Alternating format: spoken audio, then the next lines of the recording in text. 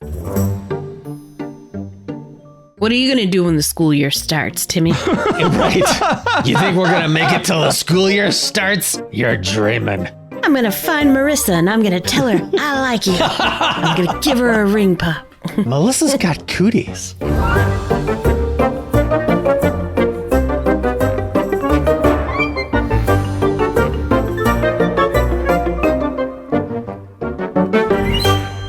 Hey there, story fans. Welcome to Almost Plausible, the podcast where we take ordinary objects and turn them into movies. I'm Thomas J. Brown, and with me today are Emily. Hey, guys. And F. Paul Shepard. Happy to be here. If you've spent even a couple of minutes on Pinterest, you've likely seen more than a few craft projects that make use of an old shipping pallet. Emily, you're the craftiest of all of us. Have you ever created something with a shipping pallet? Yeah, I have. I've taken one apart and made a couple of picture frame type things. They didn't come out very well. Because you weren't great at what you were doing, or because the wood was terrible, or the instructions were bad? A little bit of both. Well, I don't use instructions very often, so it was a little bit of designer error and poor wood. So it was a learning experience. Yes. And I do have a Pinterest page called Pallets. Pallets! Is that a giraffes reference? It is 100% a giraffes reference. Excellent. Shep, have you ever done any shipping pallet projects? No. Well, we have. I live out here next to the industrial park, and they have a company that just leaves their shipping pallets out with a sign like, hey, here are the instructions on what rules to follow to come and get some. And so I ended up with a bunch of shipping pallets at my house. And the person who originally brought them over didn't take them. And so I just broke them up and used them for firewood. I mean, wood's wood. Wood's wood, although this wood has nails in it. And might be chemically treated, so. Oh, yeah. Well, it was an outdoor fire, so it was probably fine. I have not created any shipping pallet projects, although I have seen some that I'm definitely like 50-50 on, where sometimes I see them and I'm like, okay, what are we doing here? And then there are others where I'm like, that's pretty clever, actually. I like that. Yeah. I think one of my favorite shipping pallet projects, maybe you'd call it, is in Norway. They have the world's tallest bonfire, and it's made mostly out of shipping pallets. Oh, yeah, I just saw that recently. Yeah, very cool. Weirdly dangerous looking, both from the construction and burning of it, but... Yeah, if it's tallest. It's like Django would be to an ant. Yeah, it's like huge. that tall. But I imagine it's got to collapse as it burns. It does. Yep. There's quite some entertaining videos of it. Yeah. You're not allowed to be within a certain amount. It's like the Man at Burning Man, and you're not allowed to be super close to it while it's on fire. And I think it's actually on a little island, which is still pretty close to shore, but it's separated. But there are boats in the water nearby. I'd be down. I like fire. Well, on today's episode, we'll do our best to craft a movie from the idea of a shipping pallet. We'll start with a pitch session where we each share some basic story ideas we've come up with. Together, we'll pick one of the ideas and then develop it into a movie plot that we hope is at least almost plausible. Shep, why don't you get us started with your pitches for a shipping pallet? Well, it's difficult for me not to turn this into another container. Yeah, true. And just have it be about whatever's on the pallet. So how about this? A cruise ship sinks, or a yacht, or whatever, and the cheap and faulty lifeboats make their way to a nearby island. And also near the island, poking out of the water, is a sunken shipping vessel, still with shipping containers on it. And some of the survivors risk their lives to explore that sunken ship, hoping to find something to help them. But everything is useless. Like, imagine you open up a shipping container and it's pallet after pallet of bowling balls.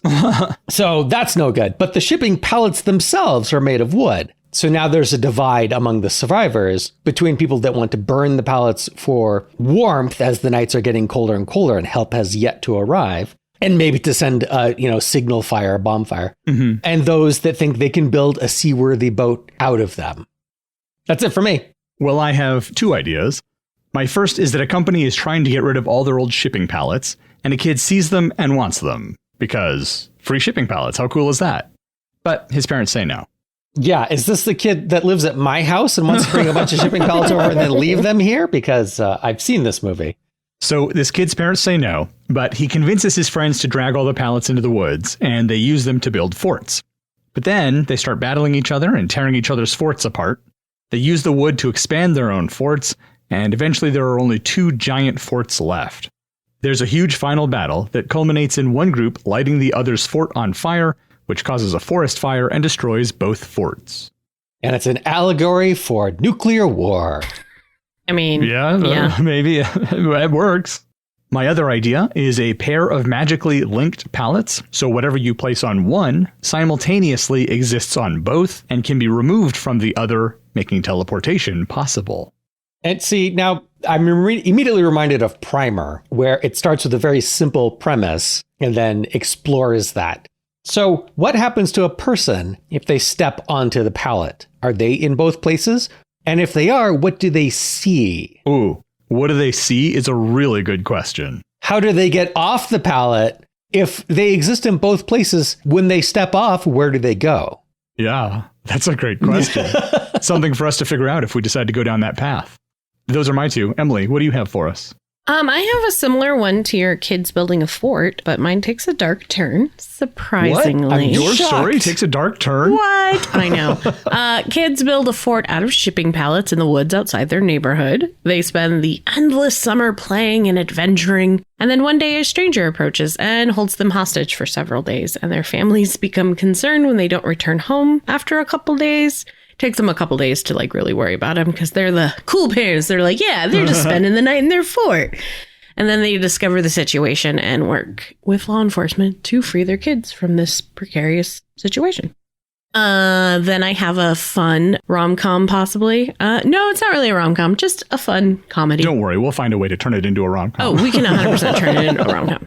The Shipping Pallet Princess is a social media queen of shipping pallet-based projects. She's a wealthy and popular internet influencer who has the world on a string, except she's a total fraud. The real genius behind all of her ideas is her mousy cousin, who has decided she's had enough of being in the background and giving away her best ideas. She quits working for the Shipping Pallet Princess and starts her own social media campaign and is immediately sued. She has to fight to prove she's the brains behind the operation and try to defend her burgeoning DIY empire. All right, so my third and final one I think is my favorite just because it's funny.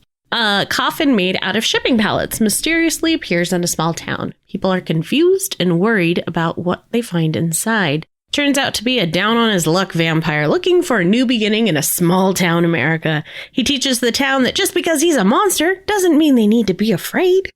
I have many questions. Think Hallmark movie, but with vampires. Isn't this now a container? Yeah. It's a coffin. Also, what makes a coffin a shipping pallet coffin? Yeah. Unless it were shipping pallets stacked up in a coffin shape, but then there would be massive holes through them. And if it's a vampire, that's bad. That doesn't keep sun out.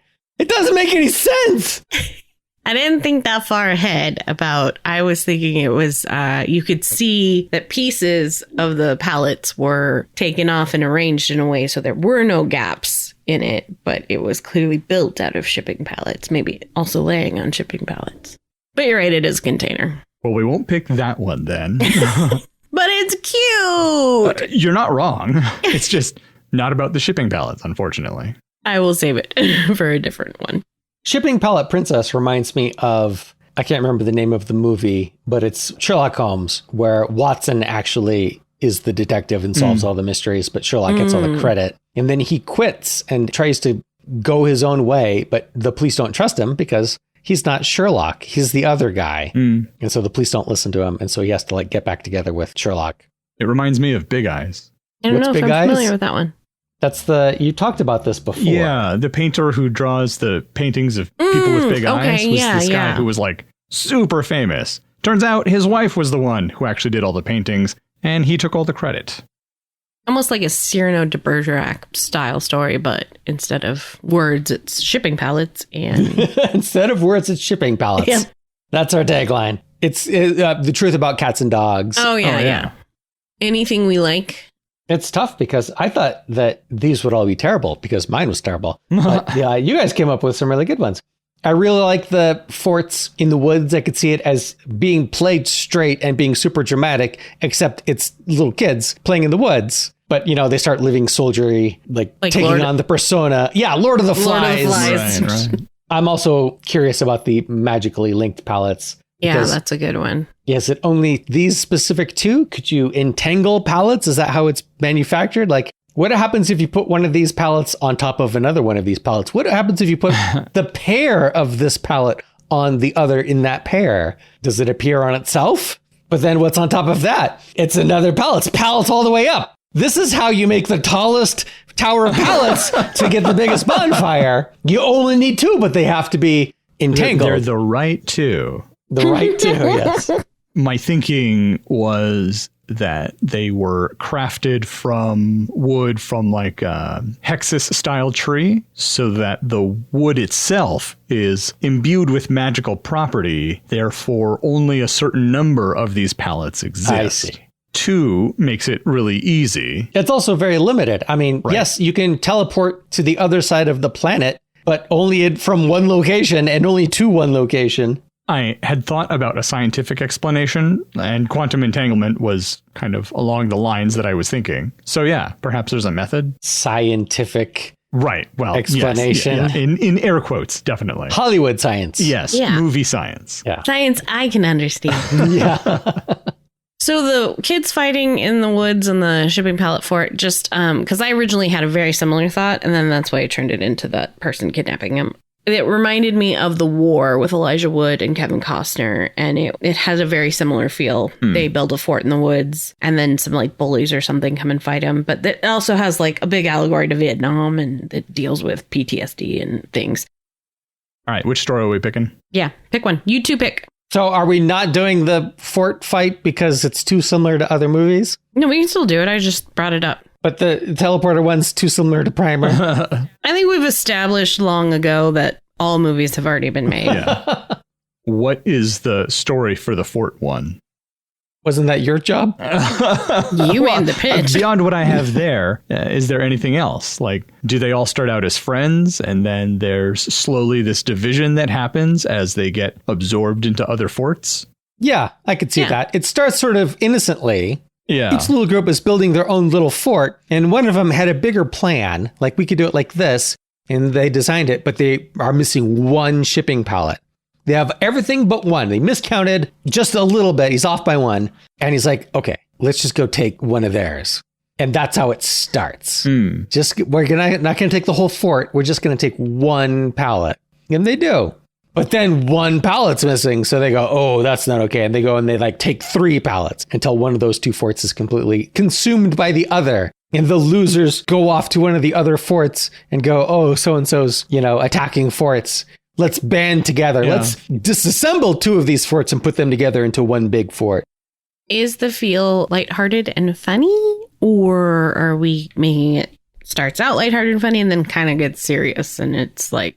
I mean, for me, it would be funny how serious the kids are taking it and how serious it's presented, except it's not serious at all. Again, Because they're they're kids. just children. Yeah. I don't really like the forest fire ending because then that's very serious. That's Lord of the Flies. That's Piggy dying, where it's like, oh, it's not a game. This is too far.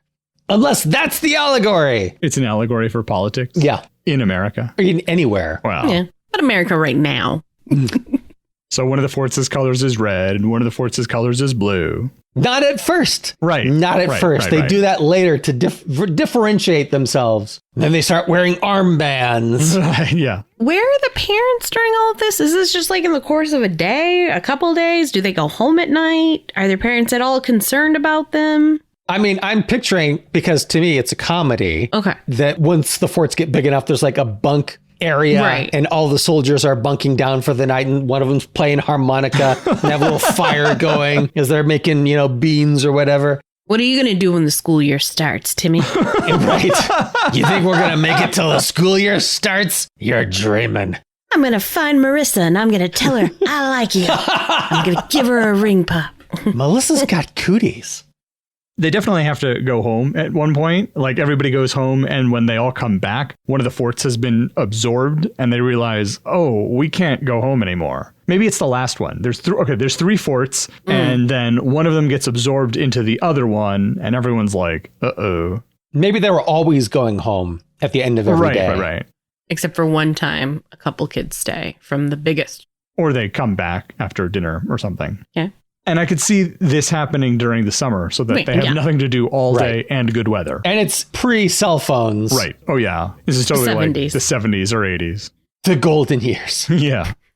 Back when kids were allowed to run wild and build dangerous buildings out of rickety wood they found behind a grocery store.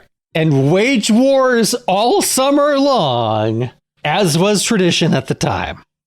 So when they're waging war, are they throwing rocks and stuff at each other? What does war look like?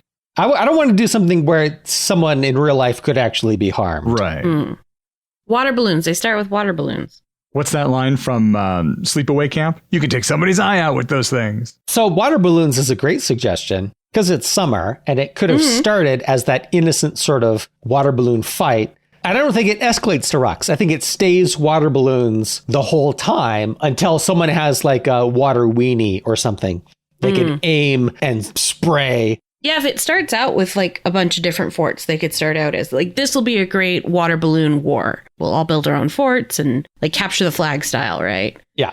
And then do they eventually switch to mud or something? No, I don't think that it escalates. I think that they just take it very seriously. It's all water all the time.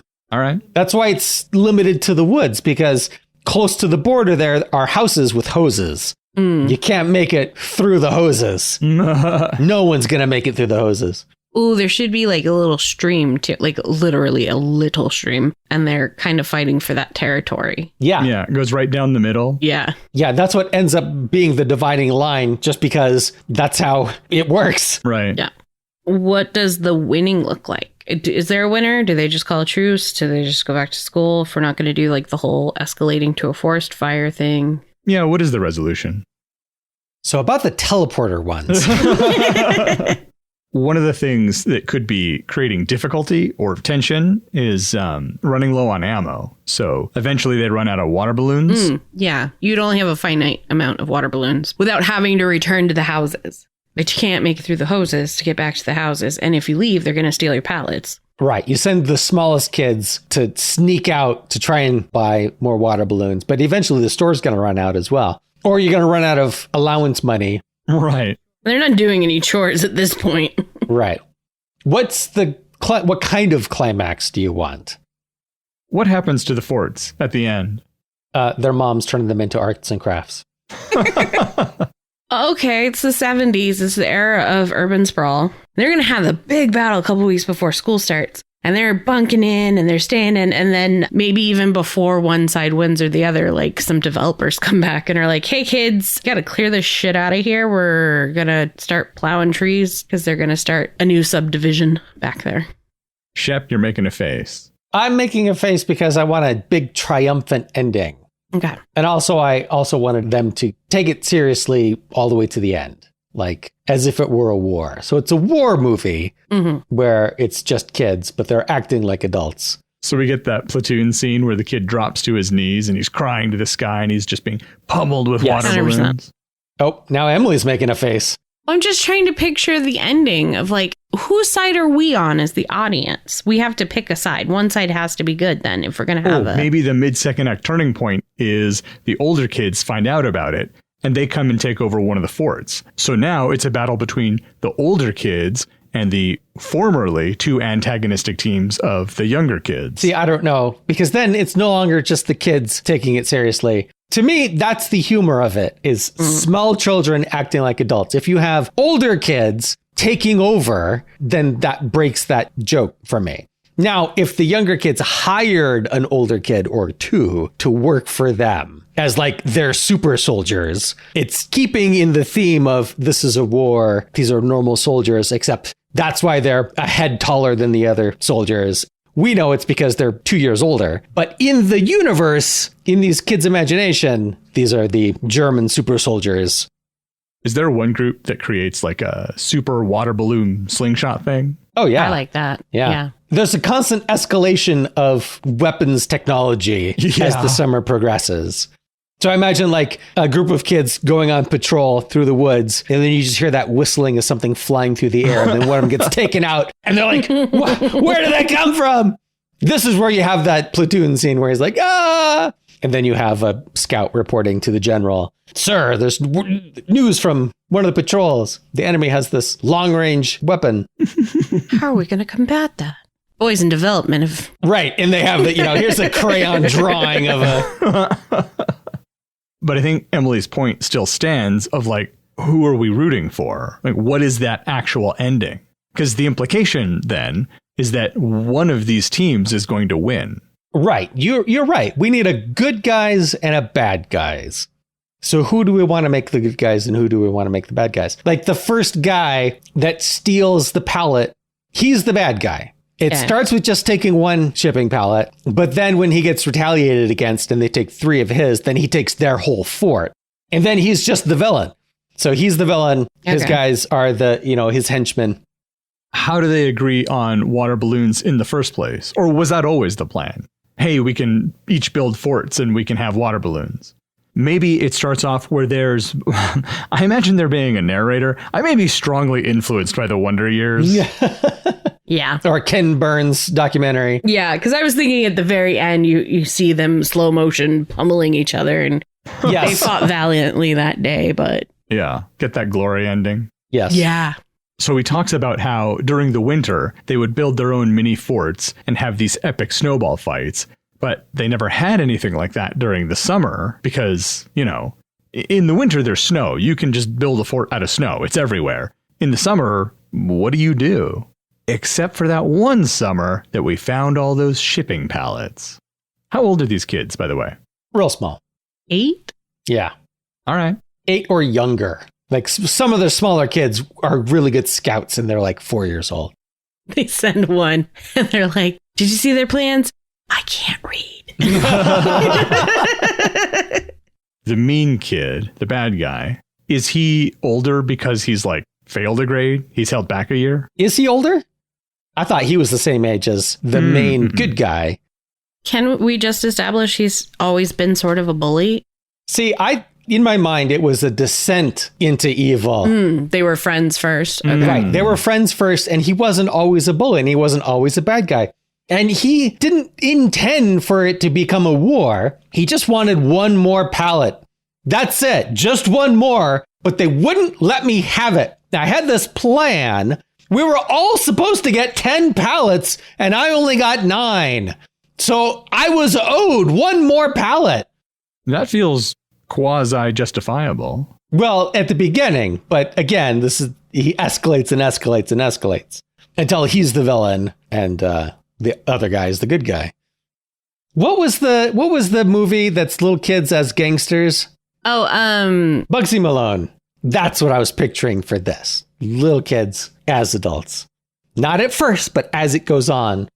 I think that can be funny, but then I don't believe that they can build forts. Right. That's the joke.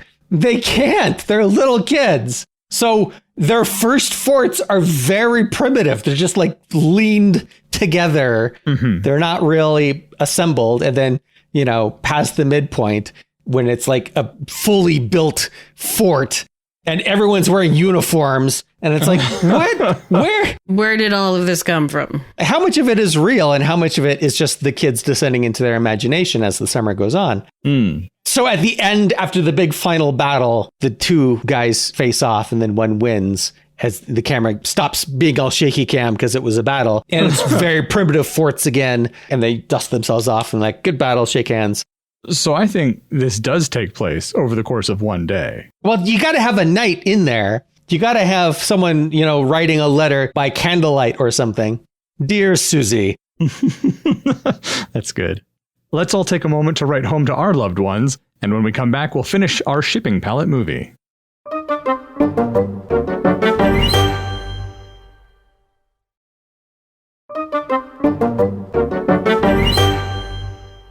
We're back, and I want to try to get a handle on the story beats and timeline for our movie. Okay, it takes place over one weekend. Friday, Saturday, resolution on Sunday. This gives us our 3 acts in the 3-act play. Mm-hmm, yeah. Okay. So each night, that's when you have that shift to increasing realism. When the sun comes up again, the forts are more elaborate, more advanced, and the kids are taking the war more seriously until that final battle on Sunday evening. Okay. So Friday night or Friday day, they build the forts. One of the kids steals a pallet. The other kids steal 3 back. And then maybe this is when they go home for dinner. And one of the kids runs up to the good guy general and says, "Boss, so-and-so's fort disappeared." And then they go back out or maybe that's not that day. That's the next morning. Yeah. Right. So-and-so's fort disappeared. They go out and they discover this fort's completely gone. And the bad guy general's fort is twice as big. He not only came back for the 3 pallets that were stolen, but all the pallets in that fort. But why would the good guy wouldn't attack any other forts, at least not on his side of the stream. They would have to decide to join forces. So we start out with 4 forts. Only 4? How many kids are there? I don't know. That seems like a lot of kids if there's more than 4 forts. And they have 10 pallets each. That's 40 pallets. Say there's 8 kids on each, 16 kids. 16 to 20 kids. Yeah, but some of them are going to get picked off. Yeah, we also don't need to know all the kids. Right. Yeah, okay. There could be the 8 main kids and then a couple dozen background kids. So there's the stream. Okay, yes. And there's 2 on one side, 3 on the other. The guy thinks Let's not do north and south. Let's do east and west. Yeah. So on the east side, bad guys in the west. The cowboys. Yeah. The cowboys in the west. In the west. There's 2 forts there. He's short of a pallet, and he goes and steals from the one that he thinks has the extra one on the other side of east side. On the east side. And they go and take the 3. So they're on the east side. They're not the ones that lose their fort first. No. Well, yes, but involuntarily. The 2 on the west side voluntarily merge. Right. They voluntarily merge together. They form an axis. Okay, but that's the first fort that goes away is one of the western forts. Yes. So immediately there's only 1 fort on the west, and then the allies on the east have 3 forts. Yeah. And then when they go home for the night and come back, well, maybe they do something in the interim to that big fort or something. And so that when they go home for the night and they come back the next morning, one of the 3 on the east side has been... Okay, but why would they do something to the big fort on the west that hasn't done anything to them? This is true. Does all of this fort merging overcomplicate the story?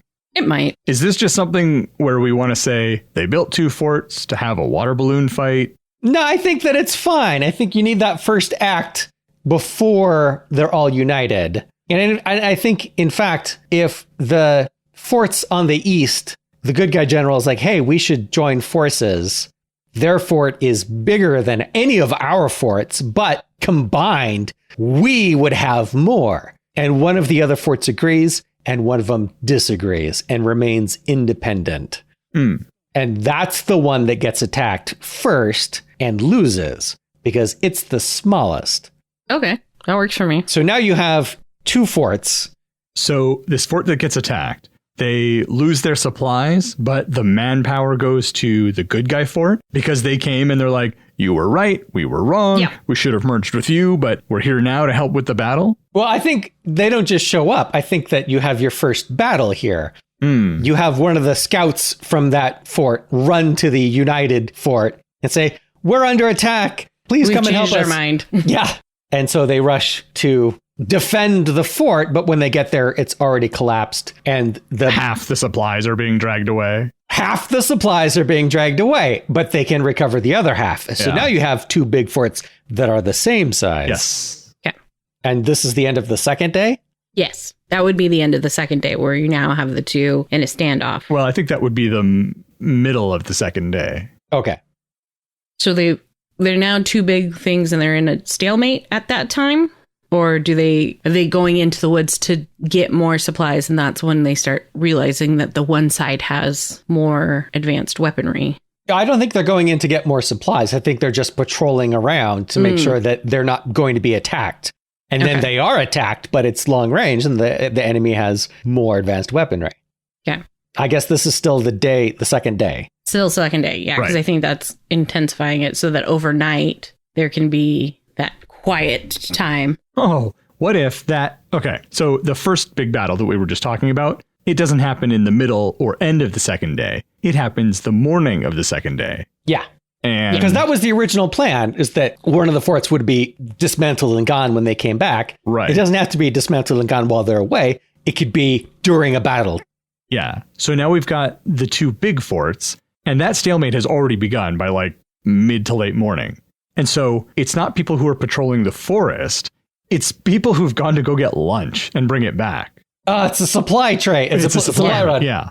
And so they come back, and now you have that mid-second act turning point, that escalation, that, oh my gosh, their weapons are advanced, and so they have to develop something of their own, and it gives them somewhere to go. Mm. Do they develop their own advanced weapon system? They've got to have something, some stationary defense. Right. Maybe they build like a janky seesaw type of thing and make it into a catapult. Yeah. I mean, we can use that little kid movie magic, right? Jump on one end and the balloons go flying. Right. Right. Hook. Yes, exactly. Yeah, and they land perfectly on... Right, yeah. The perfectly spread out. Yeah. The difference between the two weapons, so the one weapon is a slingshot, and it has distance and precision. But theirs is a scatter shot, so they can put in a bunch of water balloons, and it spreads out over an area. So it's less accurate, but more coverage. Yeah. Right, which plays to their strength because they have 3 teams worth of people. So they have 3 sets of water balloons, whereas the other side only has 2 sets. They have fewer resources. That's why they're using theirs with precision. Mm-hmm. There's got to be a scene where one of them is about to trip a tripwire. And like a bucket's going to fall over. Yeah. Yes. That's great. You could have this during the afternoon patrol. So the first one wasn't a patrol. That was just a supply run. This is an afternoon patrol. And one of the guys on patrol is a veteran, veteran from earlier. And he's the one that spots the tripwire. Maybe one of the kids is joining. He missed yesterday and he wants to take part. Yeah. Word has spread. The sizes of the teams. They're recruiting. Yes. Yes. This is why you don't have to keep track of how many kids there are, because there's replacement. Just like war. Yeah. This works out great. This works out great, Shep says about war. Put it on a t-shirt. All right. Too soon? Too soon. So yeah, you have that veteran that spots the tripwire. Yeah. To an obvious trap. Like the bucket was clearly visible, but because of the camera's too close, then they pan out. Is it a bucket of water or a bucket of water balloons? Well, I guess that we should figure out, is the weapon water or is the weapon water balloons only? Gotta be water. That gives you more. Yeah, I think it should be water, because then you can have the bucket and it's just a different form of that weapon. I know we had talked about the late 70s, early 80s, but what about the early 90s? Because then we can get super soakers involved. In fact, if we made it the very early 90s, there could be this fabled new weapon. That's the escalation for day 3. Right. Some kid shows up with his brand new super soaker. No one has seen a water gun like this before. Oh, it's an arms dealer. He's got, it's under a tarp or whatever. Yeah. So do the super soakers show up early on day 3? Yes, it's got to be. That's the escalation on day 3. Is this a surprise? Like, do we see an arms dealer, or does Steve just shows up with his new water gun? Like, there's a rumor that the other team has some huge weapon. Like, no, that's just what they want us to think. It's a water gun that shoots over 25 feet. Like, 25 feet? Come on, get out of here. No water gun can do that. No, I heard about it. Someone at a different school has one. Do these kids have regular water pistols? Yeah, they would at this point. Yeah. They have water balloons, water pistols. If we're just going to use water as a weapon, then they have all the various... They've got that thing where you suck up the water into the tube, and then it's like a cannon. Water weenie. Is that what it's called? Yeah. All right. Oh no, the water weenie, you inflate it from like a hose, pressurized water. Well, it's a similar premise though. It's like a giant syringe. Yeah. Because those are like single shot. Yeah. Mm-hmm. So if, they got to patrol near the stream so they can reload. Yeah. Do they say reloading? Cover me? Are they? Yeah. Why not? I definitely love the idea of a shot real low on the ground. And there's this kid all in fatigues and he comes tumbling down on the ground and he's getting real low and he's got a water gun in his hand and he's aiming over a log and he's like, squirt, squirt, squirt, squirt, squirt, squirt. It's like this tiny little stream of water. It's going like 3 feet, maybe. That's your Glory ending. That's the kid from Glory. Yeah. The other guys that he's going up against, they're the ones with super soakers. So yeah, I think you're right. The super soakers show up on the bad guys' team. Yeah. And then you have the arms dealer to get super soakers on the good guys' team because they got to maintain. Right.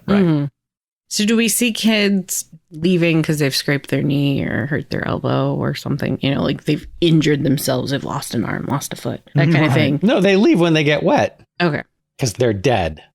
Do we have it to where it's the last 2 generals are the last 2 man standing, or do they just interact while the war continues around them at the end? Well, is it capture the flag or not? I assumed it was a death match. Okay, so there isn't a separate goal in the forts. There could be. I mean, we've never established it, but... I think it might have started out that way. Like that was the original intent of it. And then it developed into this last man standing chaos. So that could be the resolution where one of them gets I guess that would be the bad guy winning then, because they're attacking the good guy fort.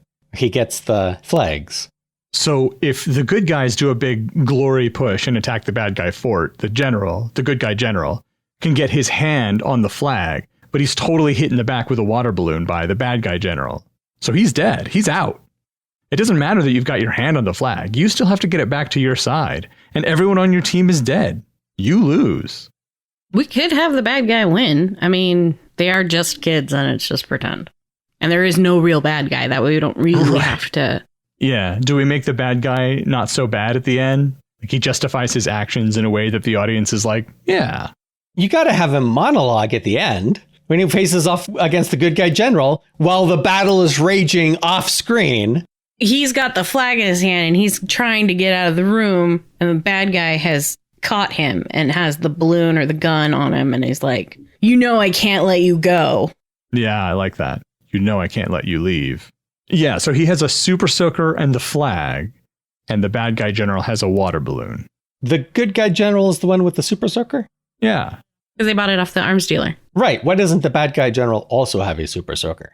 I don't know. That's the way we've arranged it. Let the writers figure that out. Okay. Or he did, but it's out of ammo. Yeah, it's empty and he can't get to the stream. Yeah. Okay. So the scene starts where the general, the good guy general, grabs the flag, turns around. Bad guy general's in the doorway with the super soaker. He's like, I can't let you leave. Pulls the trigger, and a tiny little stream comes out. Good guy general's like, oh, it looks like you're out of ammo. Bad guy general holds up a water balloon. Not so fast. And the good guy hasn't pumped up his super soaker yet, so he can't just immediately fire. Yeah, they try to squirt each other. Yeah. But then he's in trouble too. Like if they're in a room. Yeah. That's why it's like, you have the super soaker, but you got to pump it. Can you pump it before this water balloon hits you? Why wouldn't he just throw it immediately then? Because he's got to monologue it. Are they both out and they both have water balloons? Oh, they're fighting by the stream. They're trying to push each other down into the water. Oh, yeah. Because if you fall into the water, you're dead. Because water is death. Yeah. Water is death. So one of them gets pushed, but there's like a little rock in the middle. So he steps on the rock and he uses the end of the flagpole to push himself back up out of the... essentially, regardless of how it happens, that's the ending, though, right? Like that the bad guy general monologues to the good guy general. And then does the good guy general die? Or do all the good guys get wiped out? Do they all get called home for dinner? And that just sort of ends the war, which feels incredibly unsatisfying. Yes, that would be. What if the good guy general dies, but the battle's still going on and he still hasn't, they still have to, I don't know. I just think if there's some way that they could both end up dead. Or the good guy loses, the good guy dies, but the good team wins. Wins, yeah. Because they have more numbers. So how could he fake having the flags? Handkerchiefs that are the same color? But then how would they not be the flag? So that's the thing. The good guy knew the bad general would come after him specifically. Mm-hmm. So he gave the actual flags to his little brother, who's 4, who's then running back to the east fort. Okay.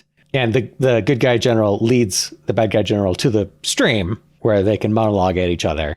Could it be as simple as he's got a t-shirt in his back pocket that looks like the flag? It's like the same color as the flag. And that's what he's the diversion. Yeah, I was thinking maybe it's not even a solid color, but it could be that their team is the Seattle Seahawks team. And so they have a Seattle Seahawks flag. And so he just has a jersey, like you said, in his pocket. And the bad guy general sees something that he thinks is the flag. It looks like the flag, but no. So as the good guy's slowly dying, he points to his fort and they're raising the flag. Yeah, the bad guy general slowly comes over to lord it over him. And the good guy general pulls it out of his pocket, holds it up. And the bad guy general realizes, wait, this isn't the flag. And the good guy general just has a big smile on his face as he, quote unquote, dies. And then we look over and see the flag heading back into the good guy base. Can they see each other from the two forts? I don't think so. I think it'd be far enough away. Because if you could see the other fort, then you can see everything that they're doing and whoever's leaving. And that makes it too easy. It's got to be far enough away that you can't know where the enemy is. Although that could be an aspect of their imagination as it goes on. Right. That's what I was just going to say. In reality, they can see each other. In reality, they're really close. And the stream is literally like a trickle. Right. A creek, not a river. Is that a satisfying ending? Yeah. What's the interpersonal resolution between all the kids? They weren't really fighting.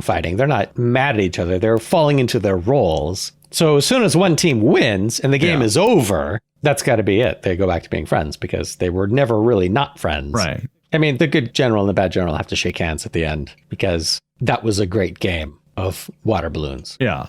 Yeah. Maybe the bad guy general can say something like, wow, that's the best game of water balloons we've ever had. And the good guy general is like, yeah, I agree. I mean, were they playing water balloons frequently? I thought this was a one-off. I thought this wasn't a thing that they had done before. I thought they were doing this because of their snowball fights. So they got to talk about maybe, okay, but come winter. Yeah. Oh, yeah. That's good. Oh, yeah. So maybe he says that's the best battle we've ever had. And he's like, oh, I'm going to get you in the winter. And this is the last weekend of the summer. So it's not like there is a next weekend. Right. Yeah. They have to go back to school. And so then does the film end with their parents calling them home for dinner? I mean, could be. Sure. They're heading home anyway. The battle is over. All right. Should we review our story and make sure we have a real story or a complete story? I think we have a complete story. Okay, so it opens with them talking about how they wish they could have their snowball fights that they like to do in winter, but they can't because it's summer and they're bored. It's the end of summer. Yeah. They've done all the fun things they can do and they're out of ideas. They don't want to play baseball again. They don't want to go fishing again. What they want to do is have a snowball fight. And lo and behold, the store or whatever has a sale on water balloons or something. Something's like, hey, why don't we just have a water balloon fight? How do they get the shipping pallets? Where did that? Well, the original idea is that the main kid, who I imagine being the good guy general, he sees them. Perhaps there's a new building has been built, and so there's just a bunch of leftover shipping pallets as part of the debris from the construction process. Okay. And so there's a sign, free shipping pallets. Ah, okay. So that's the spark. Free shipping pallets. Right. There's enough here for us to build forts. We'll break up into teams. Every team grab a bunch of shipping pallets. Maybe this is why they don't have an even amount, because they count them, but then each team is responsible for taking them from the pile. Right. That's why who turns out to be the bad guy general goes back to the pile to get his last shipping pallet. There isn't any left. Right. Just some other person, some dad in the neighborhood. Yes. I like that. Yeah. Some crafty mom. Crafty mom. Right. So he steals one from a nearby fort. Yeah. And do they steal it back? I forgot how this part changed. They steal from a nearby fort, and then the kids come and steal 3 from them. But they steal 3 from the other fort, not the original. Why would they steal it from this? That's the part I don't understand. Because the other fort, if they're stealing from the other side of the river, the other fort's got to be further away than the one that actually stole from them. I mean, they could have stolen from just both of the forts on the other side of the river. Let's do that. So let's say this is the fort that stays independent. Yeah. Yeah. Because at that point, they have the largest fort on the east side. So they say, like, we're going to be our own thing. If we can't be in charge, then we'll be in charge of ourselves. That's the end of the first day. Yes? Yes. Yeah. Okay. The beginning of Saturday, the bad guys have joined their forts together. Right. The two west side forts have joined together into one large fort, right? Yes, because they both were stolen from. Yeah. Yes. So now they're united against the east forts. So first, the east side forts see this and realize they need to join forces. Right. So good guy general convinces one of the forts to join and goes to convince the one that was robbed from, and they refuse because they say, no, we're fine. Yeah, we're stronger than ever. Right. So that happens, and then either while they're merging the two east side forts or shortly after they've done that, a runner from the independent fort comes to the east fort and is like, hey, need your help? We're under attack. So they go, and by the time they get back, it's what? Just a massacre? Yes. Yeah. The fort's already half disassembled, so they're just like, grab what you can, bring it back. And so now we have two big forts, an east fort where the good guys are and a west fort where the bad guys are. Mm-hmm. Yes. And that's the beginning of the second act. That's early on Saturday. Mm-hmm. So at lunch on Saturday, you have the supply run guys, and they are the ones that are attacked from the long range weapons By the west side fort. By the west side fort. So that's the escalation in warfare technology. And in response, the east side fort builds a catapult. It is less accurate, but has greater spread, more ammo being put downrange. Right. This prevents the west side soldiers from just running over and attacking them. Right. Meanwhile, more kids are showing up because word has spread. Right. And so a later patrol on the same day has a veteran kid leading some of the newbie kids, who points out that the newbie kid was about to run into a tripwire that led to a bucket. I love that gag.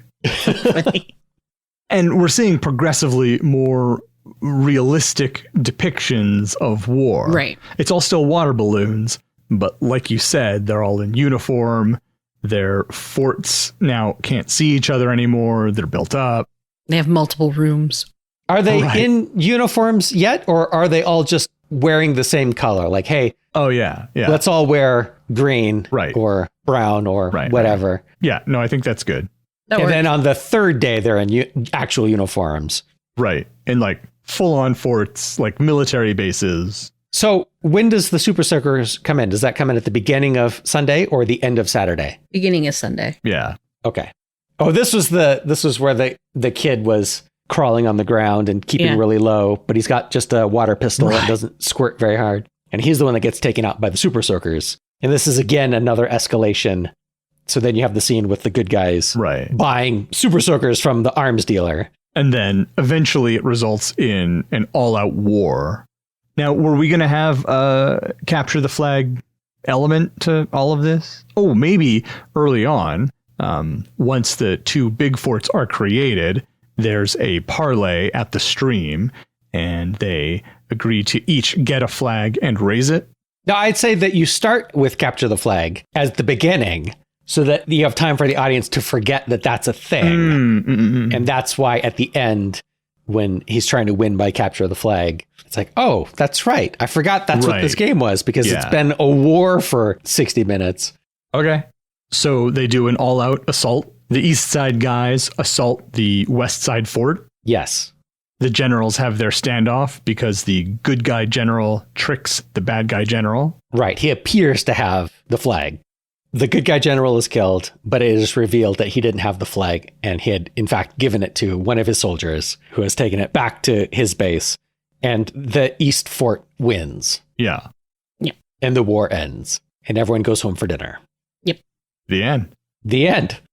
All right. Well, I think we have it all. I think it works as a proof that we could make a story out of anything, including a lump of wood. Yeah, seriously. Yeah, that's the point of the show. That's the point of the show. Out of anything.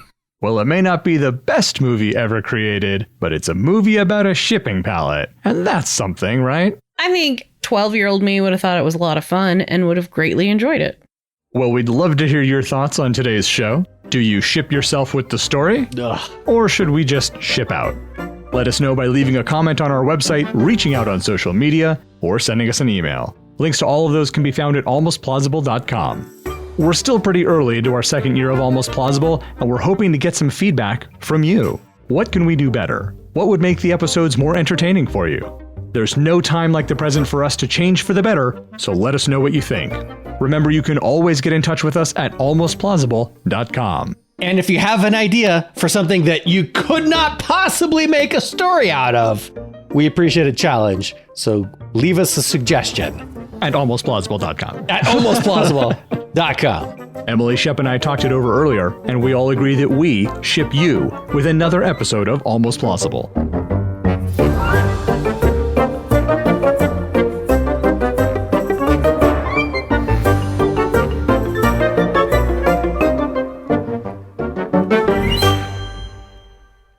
He keeps doing ship. I'll tell you where you can ship those puns. I know. It's two of the same. I don't know. You need a palate cleanser. Yay! No! I'm outnumbered. You joined forces.